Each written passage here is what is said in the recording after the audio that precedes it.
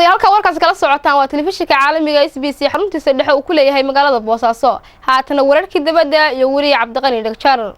mahadsanid Faadumo shir ballaaran oo ku saabsan xiriirka Shiinaha iyo Afrika ayaa ka furmay maanta magaalada Johannesburg caasimadda waddankaasi South Africa waxaana la filayaa in dalka labaad ee ugu dhaqaalaha badan caalamka inuu shaaca ka qaado balaayiin dollar oo taageero dheeraad ah Shiinahu waa dalka ugu ballaaran ee xiriirka ganacsi la leh qaaradda Afrika laakiin hogaamiyaasha Afrika ayaa waxa ay rajeynayaan in dalka Shiinuhu uu xoog saaro xoojinta dhaqaalaha iyadoo loo maareynayo mashaariicda dib u dhiska iyo waliba deyn aad u tiro badan tobanaan ka mid ah madaxda dalalka Afrika ayaa ka qayb galay shirka xiriirka Afrika iyo Shiinaha kaasi oo ujeedada laga leeyahay ay tahay in lagu sii ballaariyo xiriirka u dhaxeeya Shiinaha iyo dalalka Afrika madaxweynaha Shiinaha Xi Jinping ayaa Afrika waxa uu ku sugnaan doonaa dhowr maalin waxaana uu shaaciyay balaayiin dollar oo taageero ah oo ay ka mid tahay deyn inteeda badan lagu bixinayo mashaariicda horumarinta dhismaha jidadka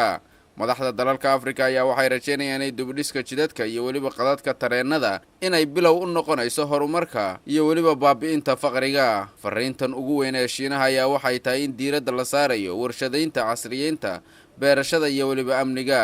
inkastoo arinta ugu weyn ay tahay waxa gudaha Afrika laga soo saaro ee loo dhoofiyo ay aad u yartahay haddana Shiinaha wali waxa uu rajeynayaa inuu xilli dheer halkan maalgashi ku samaysto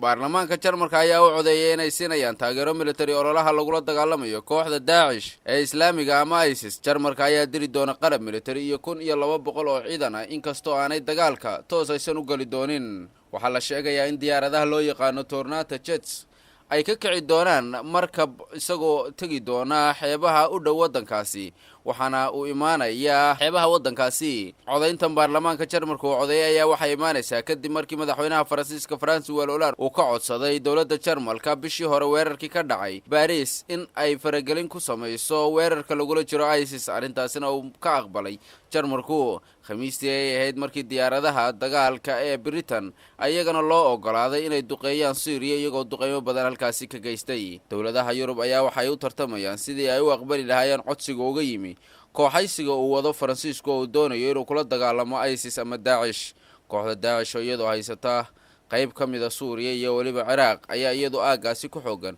waxaana hadda ka bilowday caalamka oo dhan kuluf colaadeed oo looga soo horjeedo kooxda ISIS guud ahaan wararkii dibadda ee telefishinka caalamiga SBC na waa naga intaas